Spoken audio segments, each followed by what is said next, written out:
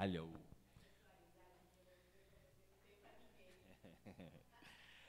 Muito bem, meu povo. Ó, 8h05, hein? Já estamos mal. Cadê minha... Ih, minha leitora não veio hoje. Não vem minha leitora? Não vem? Quer ser o leitor hoje? Nossa. A Thalita lê com mais gosto. Quer passar para ela? Hã? Então tá bom. Então faz o seguinte, ora pra gente agora, pra você dar uma relaxada, aproveita a hora por nós. Senhor Deus querido, nós te agradecemos, ó Pai, pela tua bondade, pelo teu cuidado. Obrigado por esse tempo que vamos ter aqui agora, aprendendo um pouco mais da tua gloriosa palavra. Que o Senhor abençoe o nosso pastor, que tudo aquilo que o Senhor já tem falado ao coração dele, tudo aquilo que ele tem preparado, que o Senhor dê sabedoria para que ele possa nos passar da melhor forma possível e que o Senhor abra nossa mente, Senhor, o nosso coração também, para que nós possamos ter a exata compreensão daquilo que a tua gloriosa palavra nos ensina.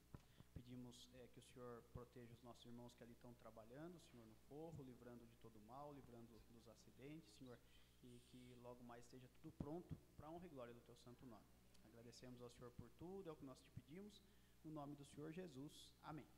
Amém, amém. Muito bem, gente, nós paramos aí no versículo 9, mas vamos relembrar o texto, vamos ouvir a leitura do 7 ao 11, então. A cada um, porém, é dada a manifestação do Espírito visando ao bem comum. Pelo Espírito, a um é dada a palavra de sabedoria, a outro a palavra de conhecimento, pelo mesmo Espírito, a outro fé, pelo mesmo Espírito, a outro dons de cura, pelo único Espírito, a outro poder para operar milagres, a outro profecia, a outro discernimento de espíritos, a outro variedade de línguas e ainda a outro interpretação de línguas. Todas essas coisas, porém, são realizadas pelo mesmo e único Espírito, e ele as distribui individualmente a cada um conforme quer. Muito bem, gente, nós destacamos há 2 semanas atrás, porque semana passada nós não tivemos a nossa aula, porque foi o início da construção aí do forro, mas no versículo 7 já começa a ficar claro que todos nós, todos os crentes têm dons espirituais, absolutamente todos têm, por isso que ele começa, a cada um, porém, é dada a manifestação do Espírito. Os dons vêm da parte do Espírito Santo, e o que eu quis destacar bastante é que isso é para o bem comum, não é para isso é comum da congregação, não é para a glória de uma pessoa, não é para a glória de um homem, não é para a glória de um grupo de pessoas, mas é para o bem de todos, para a edificação mútua, não é? Um dos outros. E é por esse Espírito, aí ele começa a fazer uma listinha de dons. Os 2 dons que eu comentei foi palavras de sabedoria e depois palavras de conhecimento, e aí nós paramos por aqui. Ele entra no 9 falando a respeito do dom da fé. A fé todos têm. Aqui, nessa lista aqui, nós vamos ter várias visões diferentes a respeito do que são cada um desses dons, tá? Mas eu vou seguir a linha mais tranquila e tradicional, mais presbiteriana e nossa aqui. Todos nós temos fé, não é? Nós temos a fé salvífica, mas ao que parece o dom da fé significa que Deus dá uma convicção especial para certas pessoas de coisas específicas, né? Uma fé, logicamente sobrenatural, de que algo em particular vai acontecer. Por exemplo, quando Abraão levou o seu filho Isaque para sacrificar, ele falou, ele pronuncia antes de todos os eventos que ele voltaria com a criança. De alguma forma, Deus não tinha falado isso para ele, mas de alguma forma ele tinha fé que isso ia acontecer. O Senhor Jesus Cristo diz que se a pessoa tiver a fé do tamanho de um grão de mostarda, ele vai dizer para essa árvore, saia daqui e se plante em outro lugar. Ou vai dizer ao monte, saia desse local, se lance no mar. Essa fé específica de que algo muito específico vai acontecer, é essa fé aqui, tá? Então Deus te põe no coração uma convicção tão forte de algo detalhado, de uma situação que vai acontecer e acontece, né? Então a pessoa que tem esse dom de fé é essa capacidade, tá? Não tem a ver com fervor, não tem a ver com qualquer outra coisa, é isso, tá? E isso é feito, é uma ação do Espírito Santo. Então, pelo Espírito, há outro fé, pelo mesmo Espírito, há outro dons de cura. É interessante que esse dons aqui está no plural, né? Ao que dá a entender, a pessoa poderia ter dons de curar vários tipos de doenças, né? Irmãos, é o seguinte, esse dom de cura aqui, o que é? Não é que você foi lá, orou pela pessoa e a pessoa se curou. Aí no dia seguinte você foi visitar uma pessoa, orou por ela e ela não se curou. Aí depois você foi orar para uma outra pessoa, orou e ela também não se curou. Aí na quinta pessoa você orou e Deus curou. O dom de curas, o dom de curar doenças aqui no Novo Testamento é igual a Atos, o que aconteceu lá em Atos. Vinha uma multidão, e a expressão é essa que aparece em Atos, né? Vinha uma multidão de doentes e todos eram curados. Quem tinha o dom de cura não falhava. Se você teve a experiência de orar, e eu estava compartilhando no Grupo Vida semana retrasada, de que o nosso Grupo Vida sempre ora por muitos enfermos, coisa e tal, e eu estava sempre colocando em oração a vida da minha amiga Elis, lá de Atibaia.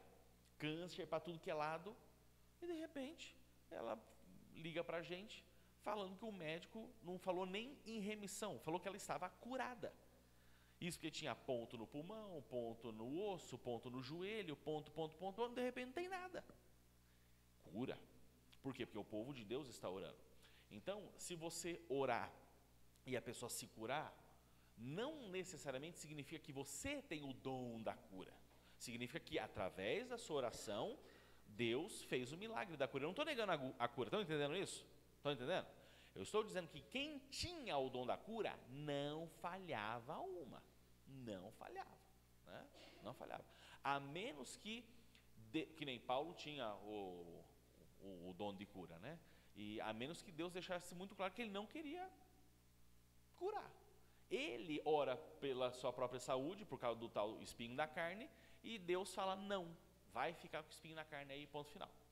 Então, por exemplo, quem tem o dom do ensino, né, da palavra de conhecimento, ou melhor, quem tem o dom de palavra de conhecimento, que guarda conhecimento, exerce o dom a todo momento. A pessoa que tem o dom da palavra de sabedoria, ela vai exercer isso a todo momento. E quem tinha o dom de cura, ia exercer isso a todo momento, tá? Então, o nosso Deus continua fazendo milagre, continua curando, isso é inegável, mas o dom era diferente. Esse dom acontecia pelo único Espírito. Há outro poder de operar milagres. Olha que interessante. A cura é um milagre, ok? Mas é uma categoria especial. Existiu gente que tinha capacidade de fazer milagres. Quando nós lemos essa palavra milagre, nós podemos logicamente lembrar do que Jesus fazia. Gente, Jesus multiplicava pães e peixes, ele andava sobre as águas, ele ressuscitava os mortos, é ou não é? O que mais que ele fez? Ele fez um monte de coisa. e esses prodígios, alguns prodígios, os apóstolos fizeram, né? Eles ressuscitaram pessoas, isso é um milagre. Paulo foi mordido por uma serpente e o pessoal lá jurava de pé junto que ele ia morrer, não morreu, foi um milagre, né? Então, essas manifestações que a física não explica, então é um milagre. Fala, Herbert, fala no microfone, corre lá, Thiago. Você não é pergunta, não? Eu vi o dedinho assim. Desculpa. Você fez assim. Desculpa, cara. Oh, meu Deus, mas tá bom. Então, milagres. Eu pensei que você ia contar alguma história de milagre. Não tem? Tá, ainda, mas uma hora você vai ver um. Uma vez a Jéssica viu uma perna atrofiada. E tem vídeo na internet, não dessa. Mas deixa eu contar uma história primeiro, vai. Uma vez a Jéssica viu a perna de um mendigo atrofiado voltar ao normal. E ela estava fazendo um evangelismo de rua lá em Botucatu. Não tem tantos anos assim. E ela chegou lá, o cara. A Jéssica estava com o pessoal da igreja e tal, um pessoal mais fervoroso, mais reteté assim. E aí eles foram fazer evangelismo de rua, tava lá um monte de mendigo, um deles estava lá com a perna atrofiada, visivelmente bem mais curta que a outra. O pessoal começou a orar, e de repente o negócio foi indo, né? Eu vi um vídeo, que hoje em dia, com esse negócio de inteligência artificial, é muito complicado, muito complicado. A inteligência artificial hoje está beirando a perfeição, se algumas já não são perfeitas, né? Eu tive a impressão que foi real, mas isso coisa lá da África, né? Pela aparência e a língua e o ambiente. O braço de uma senhora totalmente curvo, assim, igual um ponto de interrogação, também voltando ao normal. E o pessoal orando, clamando. Então, assim, meus irmãos, Deus faz milagre. Isso é possível que aconteça, né? É que talvez a gente procure menos essas coisas. Se nós buscássemos mais intensamente, eu tenho a impressão que Deus agiria mais, né? Eu tenho essa minha convicção própria, né? Deus, ele poderia intervir muito mais se a gente clamasse mais. Profecia. Há o dom de profecia.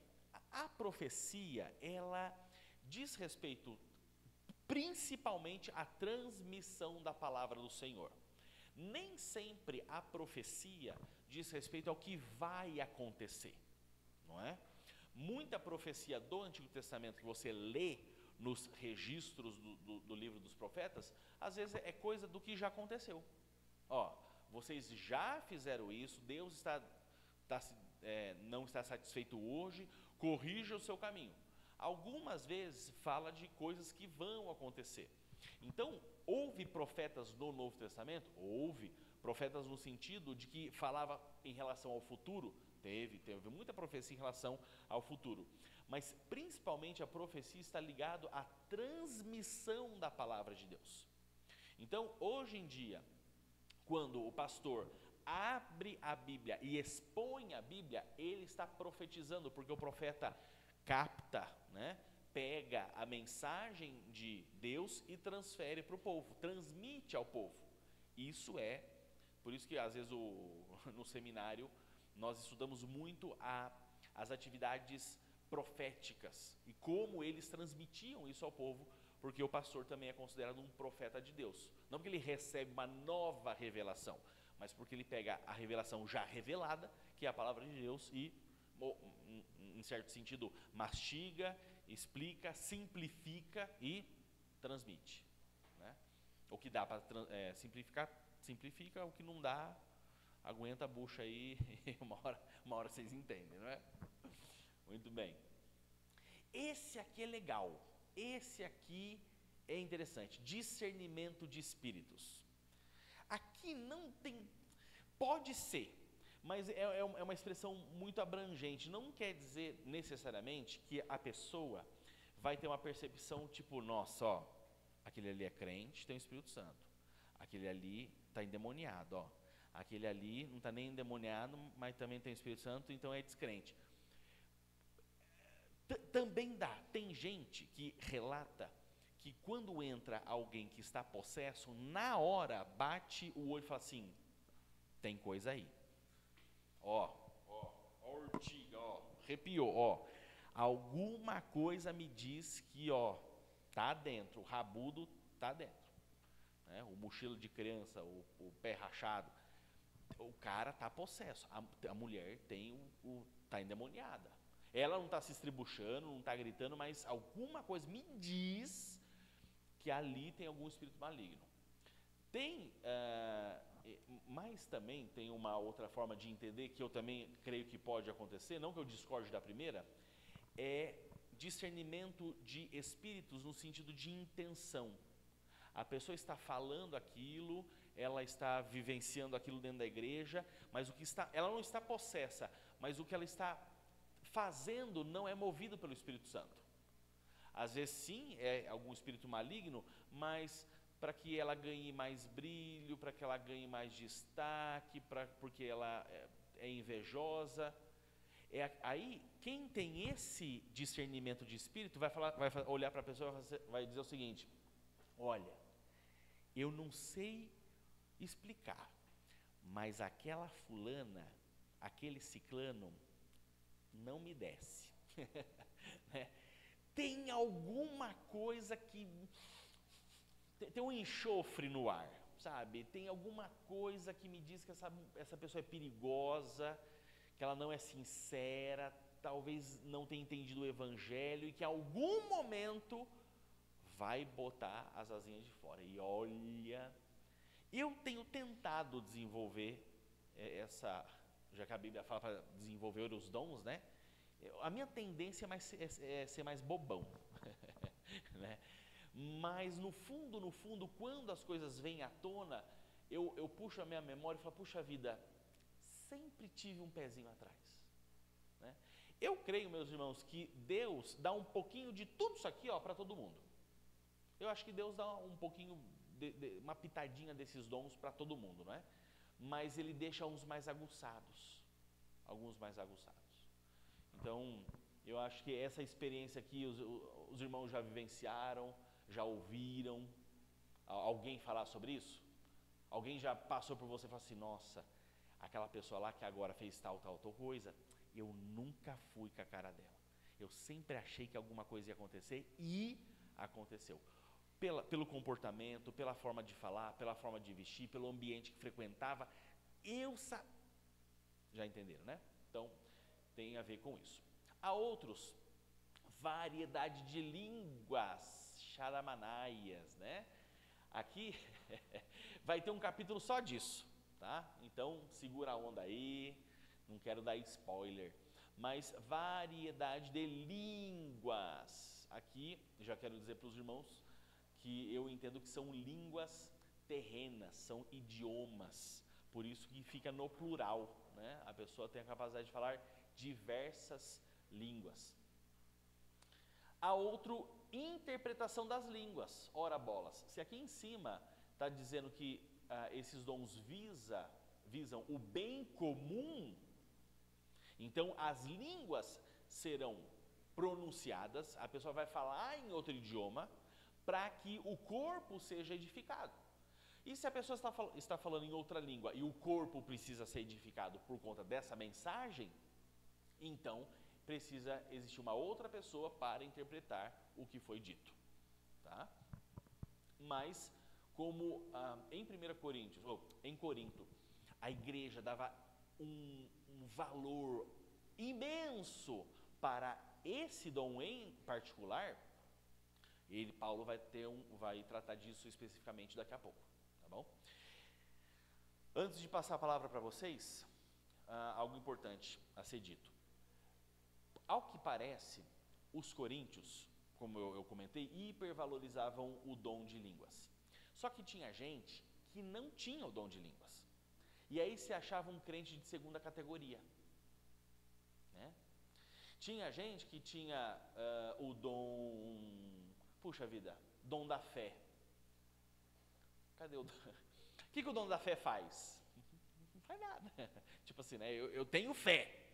Tá, mas você não tem o dom de cura. Cura é algo que se vê. Você não tem o dom de milagres. O milagre você vê.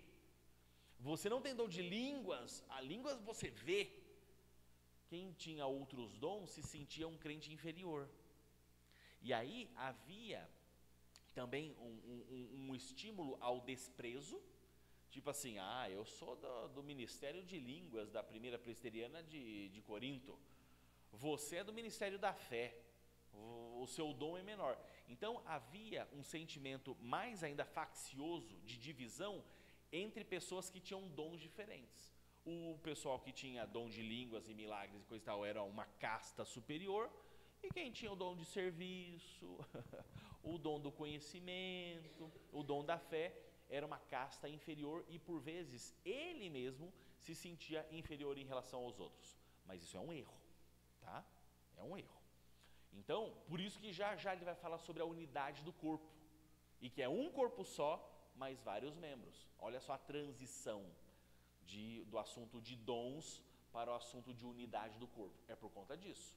Porque uma pessoa se achava mais que a outra e algumas se achavam menos que outras. 11.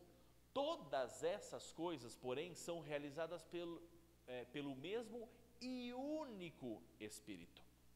Então, não dependia de alguém para ter esse dom ou aquele. Isso era uma ação do Espírito, não de vários Espíritos, um único Espírito.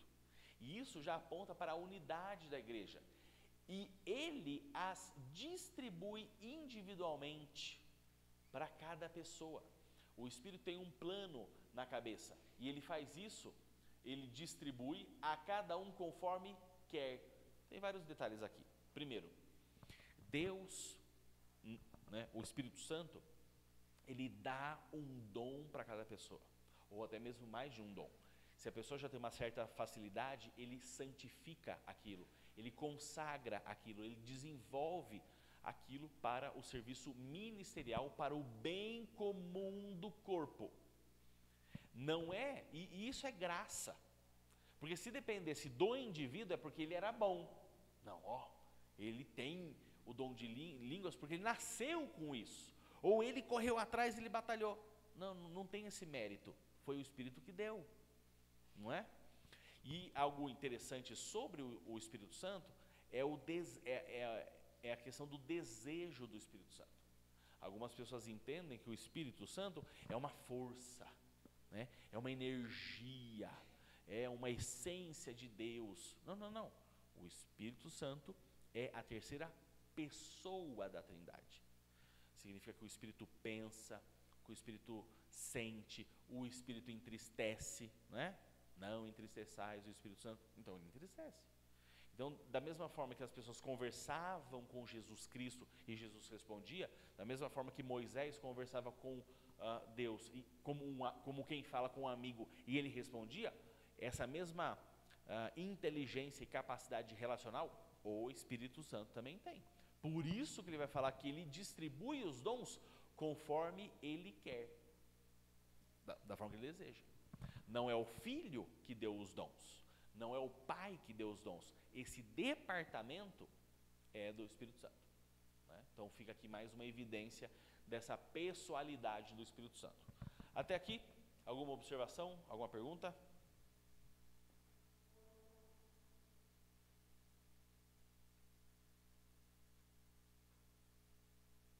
Mirelle está com cara de dúvida. Fala, Mirelle. E pior que também, passa o microfone lá, vai sair. É engraçado que vocês fazem uma cara de interrogação assim. Diga. Na verdade, eu tenho umas dúvidas. Então, você falou que em Coríntios, as pessoas, quando elas tinham dons,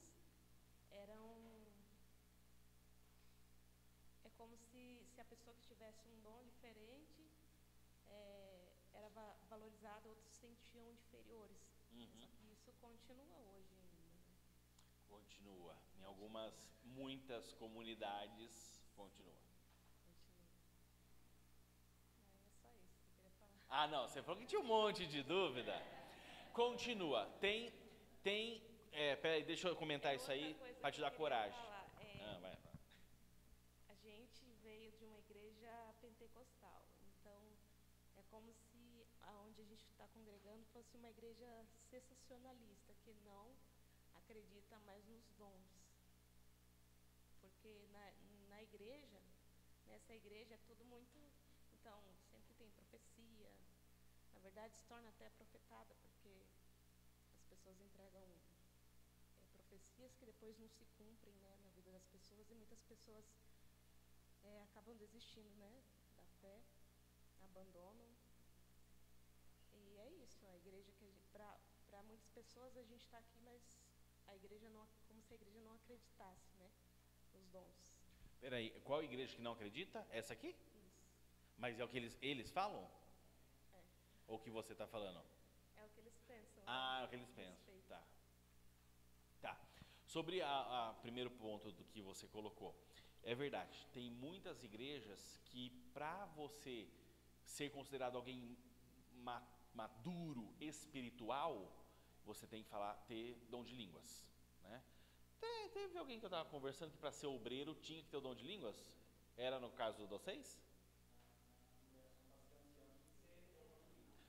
Na congregação, para ser ancião, tem que ter dom de línguas. Então, é isso aí. Por quê? É isso. Dá-se a entender que a pessoa, ela tem uma espiritualidade mais elevada, então, e a prova disso é o dom de línguas. Mas, olha só, na verdade, vocês vão ver o próximo slide aqui, ó. Daqui a pouco a gente vai ler, ele vai falar assim, todos falam em línguas, ele mesmo vai falar que não. Né? Então assim, os dons são diferentes, nem todos têm o mesmo dom. E olha só, mais uma questão, lembrem-se que a igreja de Corinto falava em línguas, tinha cura, tinha milagre, mas era uma igreja afundada no pecado. Ter dons não é sinônimo de santidade, entendeu? Então você pode sim estar numa comunidade onde coisas incríveis acontecem e o pecado comendo solto. Foi o que aconteceu aqui em Corinto, né? Então, muito cuidado. Uma outra vertente mais nova no neopentecostalismo, né? Então, tipo assim, universal, mundial, não é mais os dons. Você não está bem com Deus se você tem dons. Você não é maduro espiritualmente se você fala em línguas, mas é se você é próspero, se você tem dinheiro, né? Tem até um videozinho, um meme que fizeram, que falaram assim, a prova que Deus não está com você é que você é pobre. Já viram esse? Tem um videozinho desse. Então assim, conforme o tempo vai passando, o que define espiritualidade foi os dons, agora é o dinheiro, menos o evangelho verdadeiro, né? Menos o evangelho. Então é fogo. Pode falar, você quer falar mais? Não, é isso mesmo. A Assembleia, no caso, o dom de línguas é através do batismo com o Espírito Santo. Aí quem é Vamos falar dele já. Aí quem é batizado com o Espírito Santo, e aí também vai subindo, né, de cargo. Mas vocês sabem que tem curso e livro de como falar em línguas? Né? Tem essas coisas. Mas logicamente que não é nada natural, é forçado, né? Tem essas coisas. Deve ser...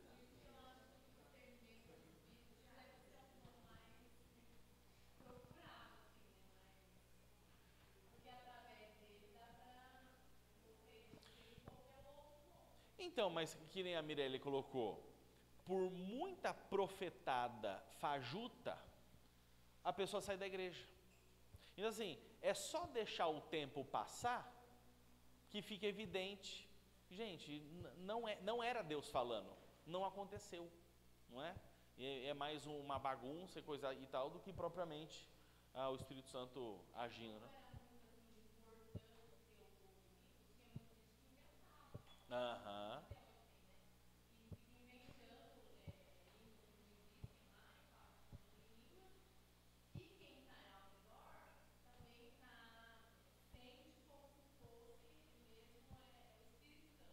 Aham.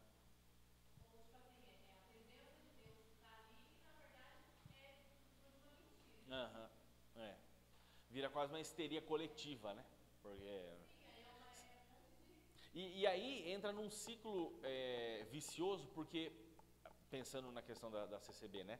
Já que Deus fala através lá do ancião, você jamais vai falar, não, isso aí não é dom de línguas. Porque não, é o ancião que está falando, então automaticamente isso vem de Deus. Então, não tem como você acusar de falsidade, porque afinal de contas é o ancião e ele está trazendo o pão quentinho lá de cima, não é? Vai ficar preso, né? Dani?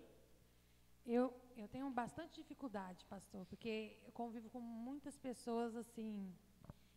Eu já ouvi de pessoas aqui dentro dessa igreja, que já não estão mais, mas falar assim, ó, fulana é profeta do Senhor. Aí o senhor falou que o profeta é aquele que transmite a palavra, o conhecimento, né? Mas como que a pessoa denomina uma pessoa como profeta do Senhor, sendo que a pessoa não vive, igual o senhor falou, vai ver a vida dela, né? E outra abertura existe igrejas hoje que dá o curso de cura. Tem gente que tem diploma do curso de cura. Só fazer medicina. Na Unesp tem, em Botucatu. E olha que nem esse consegue, né? Porque meu sogro está desenganado. Só está esperando o Senhor. Então, tipo assim, tanta falta de conhecimento da própria palavra, né? E igrejas cheias, fazendo curso de cura, levando o diploma, né, para casa, né? Eu tenho curso de cura. Mas no exercer da palavra, do negócio, não conhece, não tem a vida, não tem o conhecimento, porque, igual o senhor falou, Deus faz. Se Ele quiser, Ele ainda pode fazer milagres, né? Mas é por Ele, não por nós. Né? E muitas vezes a pessoa fala assim, eu oro, eu determino, vai fazer, e isso, mas do coração dela, né? Eu acho, eu creio que tem muita confusão. Eu vou por esse caminho. Tem muita confusão entre os dons. Por quê? Eu vou dar um exemplo. O que era a profecia? Era assim, o profeta estava lá de boa, vivendo a vida dele, aí aparecia Deus. Muitos já falavam, vixe, lá vem bomba, né? E Deus falava audivelmente. O profeta não sentia um quentinho no coração.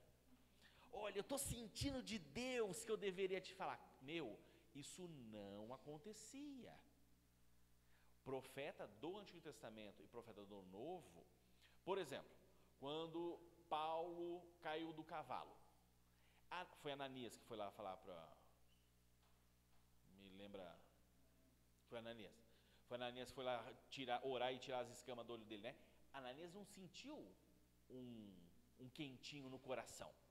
Olha, eu estou sentindo aqui que eu devo ir até a rua direita, na rua tal, conversar com Saulo, que vai estar lá cego, e eu sinto um quentinho que ele vai ser um servo na mão de Jesus Cristo entre os gentios. Ele não foi assim, meu.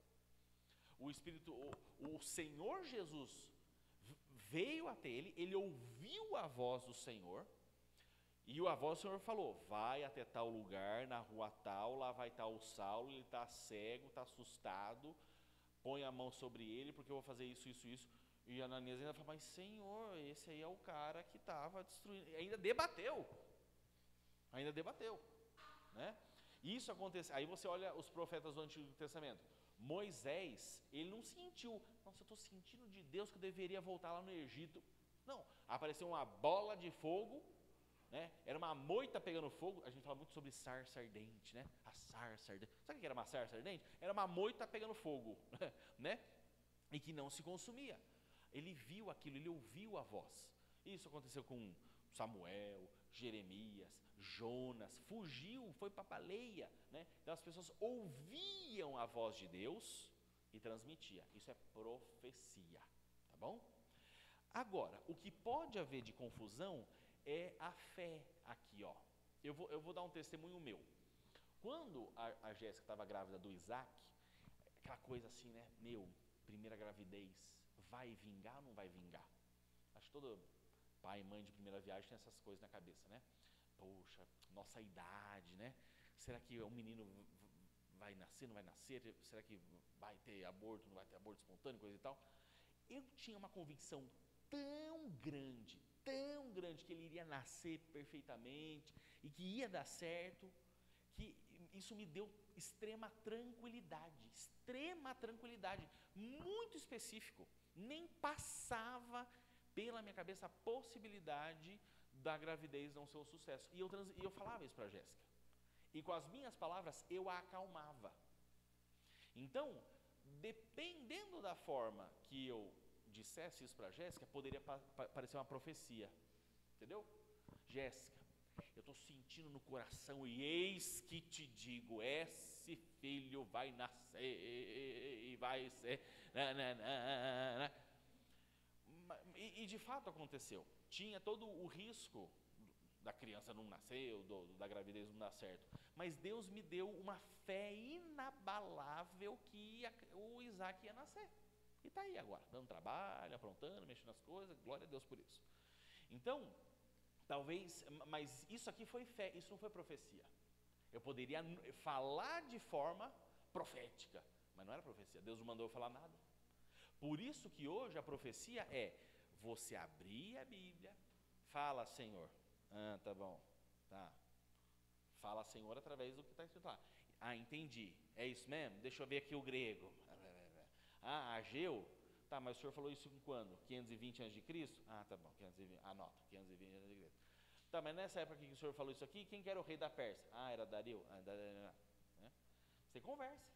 Ué, se Ananias, se Jonas, todo mundo conversava com Deus, por que os profetas de hoje não podem conversar?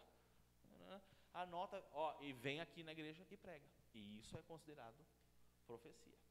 Então pode ter, por isso, desculpa me delongar nisso aqui, que eu ouço muitos testemunhos de gente que chegou para mim e falou assim, Felipe, terminou o culto, veio uma pessoa, colocou a mão no meu ombro e falou assim, olha, eu senti de Deus que eu deveria te falar isso. Eu creio que isso, e aí o que a pessoa falou, aconteceu, mas eu não acho que é por aqui, eu acho que é por aqui, tá entendendo?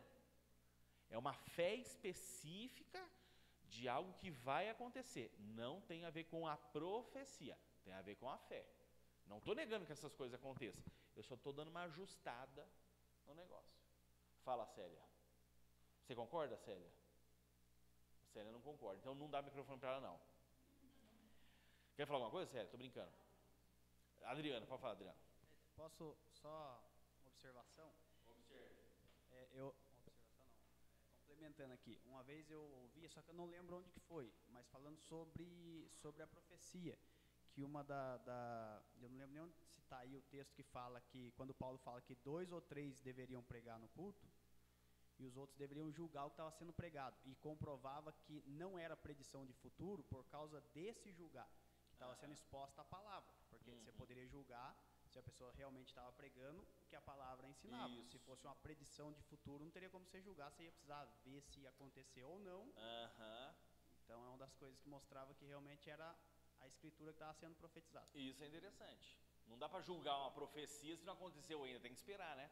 Bem observado. É só um comentário que eu estava conversando com a Vitória esses dias, né? Essa semana agora, a gente estava relembrando algumas coisas, aí ela falou para mim que ela tinha, acho que por volta de 9, 10 anos, quando a gente ia congregar na congregação, ela falava assim, era um pavor o dia de ir para a igreja, ela falou, porque, a mente dela, ela falava assim, já até sei o que vai acontecer, vou chegar lá, essa mulher que era eu, né? Essa mulher vai chegar lá, vai começar aquele tropé, não sei o que lá, de falar um monte de coisa, assim. Aí hoje a gente está conversando sobre isso, né? Então eu fico pensando assim, nossa, ela com 9, 10 anos naquela época, ela já... Tinha uma percepção, né? Já tinha... Muito bem, muito bem. Vamos caminhar mais um pouquinho então. Versículos Ixi, não caminhamos quase nada, hein? Eu queria até o 31. Quem que leu da outra? Foi você que leu? Não. Não, você tá de passa microfone, pode dar para ela. Você fica aí de diácono. Muitos dons, né? Pode ler para a gente. Agora 12 a 13. Ora, assim como o corpo é uma unidade, embora tenham muitos membros, e todos os membros, mesmo sendo muitos, formam um só corpo, assim também com respeito a Cristo. Pois em um só corpo todos nós fomos batizados em um único Espírito, quer judeus, quer gregos, quer escravos, quer livres. E a todos nós foi dado beber de um único Espírito. Muito bem. Gente, como eu comentei, as pessoas lá de Corinto poderiam estar se sentindo superiores às outras ou inferiores, dependendo do dom. Por isso que Paulo vai entrar nesse assunto. Ora, assim como o corpo é uma unidade, tá meio torto ali, né? unidade, embora tenha vários membros, ok? E todos os membros... Mas por que isso aqui está aqui? Ué?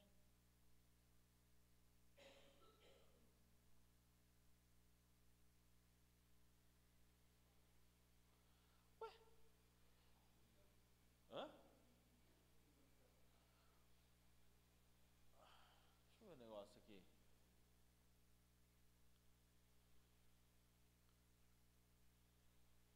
É que eu não tô...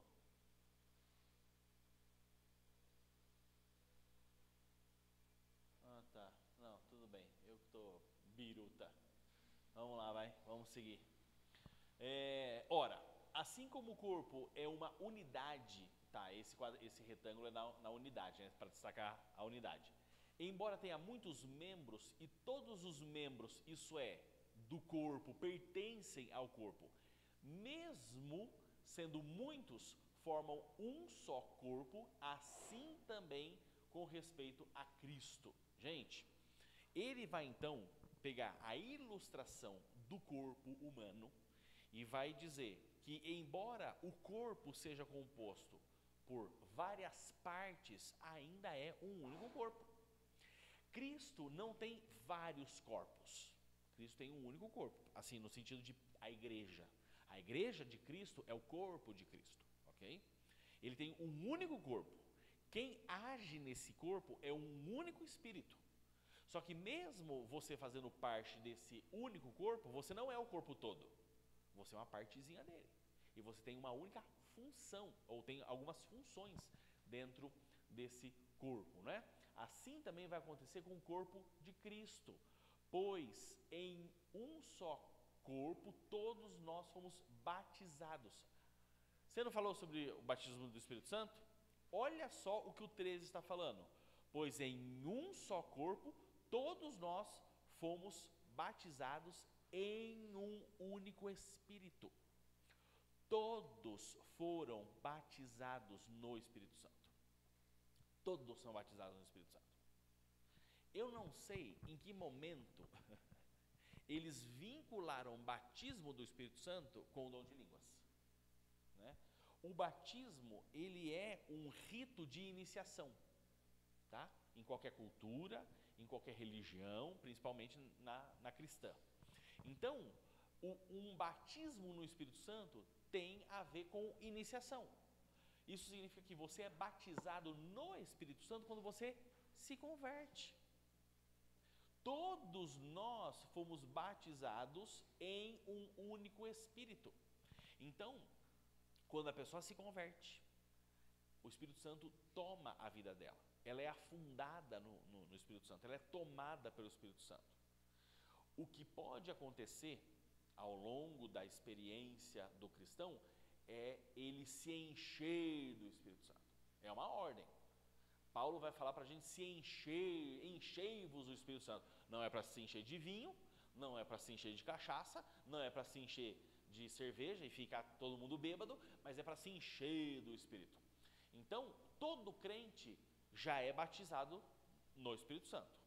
Mas o crente, conforme ele se consagra, conforme ele vive épocas, né? Porque acontece isso, né? Tem momentos que nós estamos melhor com Deus, temos momentos que nós estamos ruinzinhos com Deus, mais consagrados, menos consagrados. Nós podemos estar mais cheios do Espírito Santo ou menos cheio. E esse mais cheio ou menos cheio diz respeito a o quanto nós damos espaço para o Espírito Santo trabalhar em nossas vidas, né? E sermos conduzidos pelo Espírito Santo. Ser cheio do Espírito Santo tem a ver com ser conduzido pelo Espírito Santo. Porque o contraste é com o vinho e com o álcool. A pessoa cheia do álcool é conduzida pelo álcool. E o contraste é não se encha do álcool, onde há contenda e dissolução, mas se encha do Espírito. Quem é cheio do Espírito Santo, acontece o oposto do álcool. No álcool a pessoa não tem controle nenhum da sua mente, não tem controle nenhum dos seus músculos, não tem controle nenhum da sua moralidade ou imoralidade. O Espírito te dá total domínio, total controle, tanto da sua mente como do seu corpo. Então, quando você liga a TV e vê um bando de gente rodando, falando que está cheio do Espírito Santo, em transe, caindo no chão, balbuciando, é muita coisa aquilo ali, até loucura, menos o Espírito Santo. Porque o Espírito Santo dá sobriedade, o Espírito Santo dá clareza, o Espírito Santo não dá confusão, né? Todos nós fomos batizados em um único Espírito. Quer judeu, é todo mundo aqui. Quer judeu, quer grego, escravo, livre, homem, mulher, branco, preto, chinês, africano, brasileiro, todo mundo. E a todos nós foi dado de beber de um único Espírito. Uma outra expressão aqui, ó, que também aponta para o batismo do Espírito Santo, tá? Então, Paulo deixou muito claro aí que se você é crente, você foi batizado no Espírito Santo, tá? Se alguém, isso é uma pergunta ou agora é? Ah, tá, você vai, se alguém de alguma outra igreja perguntar para você, você foi batizado no Espírito Santo? O que você responde para ela? Sim. Você fala em línguas? Não, é outro assunto, né? É outro assunto. Fala, Herbert. Então, a característica principal do pentecostalismo é justamente isso. É a crença de que você é batizado com o Espírito Santo e a evidência é o falar em línguas, né? Esse é o ponto principal do pentecostalismo. E eles creem nisso baseando-se em Atos, porque em vários momentos onde falam sobre o batismo, logo em seguida citam que começaram a falar em novas línguas, então eles vinculam, né? É daí que eles tiraram essa ideia de que o batismo só é evidenciado com falar em línguas, né? Mas a gente vê que de forma equivocada, né? E a gente pode chegar na conclusão, então, de que se você diz a uma pessoa de que ela não é batizada com o Espírito Santo, logo você também está dizendo que nem convertida ela é. É simples, né? Digo isso porque era o que eu via, né? Quando era participante do pentecostalismo, era exatamente isso. O fato de não falar em línguas me tornava o menor dentre todos, sabe? É até ofensivo, porque diziam assim, de forma direta, você não tem o Espírito. E, né, a conclusão é essa, vocês estão me chamando de desconvertido, né? De uma pessoa não regenerada. Mas, enfim, esse é o entendimento deles. Atos dos Apóstolos é um momento de transição, não é? No sentido de que a igreja ela está se formando, está se estabelecendo. Não é prudente tomar Atos por regra, entendeu? Até o que o Nicodemos vai falar bastante sobre isso em alguns sermões dele. Atos é um momento de transição, onde algumas coisas precisavam acontecer para demonstrar que realmente Deus estava agindo. Gente, o judeu não se dava com o gentil. E dependendo do gentil, por exemplo, o samaritano, não se dava com o judeu. Como que os judeus crentes conseguiriam ser convencidos de que o samaritano se converteu? Manifestações do Espírito tinha que acontecer. Não é porque não, mas era irmão em Cristo. Gente, essa bondade nossa aqui entre nós brasileiros, né? Nós não conhecemos o preconceito étnico, né? Brasileiro, chega um gringo aqui, a gente gosta do gringo, a gente conversa, pergunta como que é o país dele. Nem toda nação é assim, nem todos os povos são assim, né? Tem essa amizade, essa coisa assim. Nós somos assim, muitos não são. Então, para que ficasse claro, evidente, que, nossa, claro, evidente, fica meio escrito, claro, espaço, evidente, que Deus estava agindo no meio dos gentios, então Deus fazia questão de os mesmos dons se manifestarem, não só entre os judeus, como também entre os gentios. Tanto é que os apóstolos mandaram uma delegação lá. Quando ficaram sabendo que os gentios estavam se convertendo, não é possível o negócio. Vai lá, pega 2 aqui dos apóstolos, Barnabé, Pedro, Paulo, nem lembro quem que era, e vai lá ver o que estava acontecendo. E deram fé, deram testemunho, né? Então, Atos essa transição toda. O que nós precisamos ter como base doutrinária para nós como igreja? As orientações paulinas direcionadas a igrejas já fundadas e estabelecidas. Certo? Pastor, sobre essa questão dessa desavença, às vezes, A gente nem chegou no bafafá ainda. Quando chegar, eu ia terminar o 12 hoje, até o versículo 31. Eu fui até o 13. Imagina quando chegar lá. Aí não caminha mesmo, né? Fala, presbítero. Eu lembro que uma vez tinha aqueles missionários que não tinha foto deles aqui, né? Que a igreja mandava recursos para eles. Que um dos pedidos de oração deles, que eles estavam na Índia, se eu não me engano, e um dos pedidos de oração dele foi para que Deus abrisse o entendimento dos irmãos indianos de que eles deveriam pregar o evangelho, acho que se eu não me engano era para os muçulmanos, não sei qual que era, que eles não queriam que pregasse o evangelho.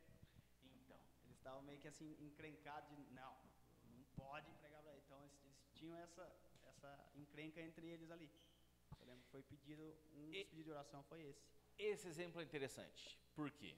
Oficialmente não, mas na prática todo mundo diz que é.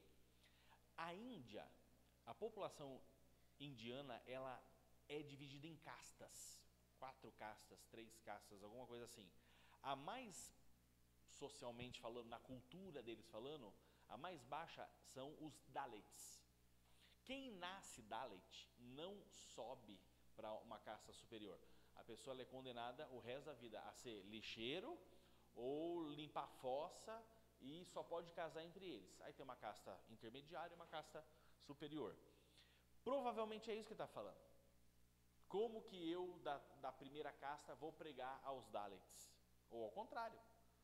Como que eu, Dalit, vou pregar a casta superior? Né? E aí, o que talvez o Espírito Santo deveria fazer num contexto desse? Manifestar a glória dele lá nos Dalits, na primeira casta e na casta do meio, para que as pessoas vissem que, nossa, o mesmo Espírito, esse único Espírito que está aqui na terceira classe, também está na primeira, também está na segunda. Significa que o mesmo Espírito age nesses 3 grupos. Nós não somos 3 grupos. Se o Espírito é o mesmo, nós somos um grupo só. Nós somos um corpo, o corpo de Cristo. Né? Gente, só o Evangelho causa essa união.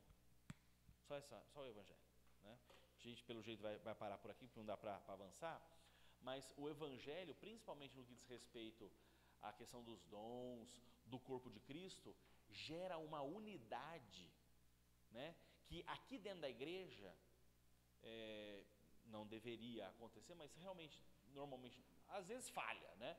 Mas aqui não conta tanto diploma. Eu estou falando que não conta tanto porque na cabeça de um ou de outro pode contar. Mas oficialmente, você quer ser presbítero, você não precisa ter 3º grau, você não precisa nem ter o 2º grau completo, né? Sabendo ler e escrever, beleza, é isso aí. Quer ser diácono, você não precisa ter curso superior, não precisa falar inglês, não precisa falar espanhol. Então assim, nós nos aceitamos. Você não precisa ser só branco, só negro, só índio, não. Nós nos aceitamos.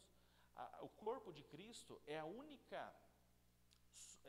único grupo onde um iletrado pode dar uma aula e ensinar um doutor, um médico, um advogado, um engenheiro numa sala de EBD. Não é? Por quê? Porque não há essa divisão de valor. Né? Às vezes falha, às vezes acontece, mas biblicamente falando não deveria acontecer. Certo? No texto nós não caminhamos tanto, mas pelo menos a discussão foi interessante. Alguma última questão? Célia, você está com uma cara... Não? Então tá bom. Nenhuma dúvida? Nenhuma consideração? Então tá bom, meus irmãos, vamos ficar em pé. Vamos orar. Quem que vai orar? Célia, ora pra gente, Célia. E aí a gente encerra a nossa aula de hoje. Senhor nosso Deus, nós queremos te agradecer, Senhor, porque o Senhor tem aberto os nossos olhos para compreendermos a tua palavra, para aprendermos a teu respeito,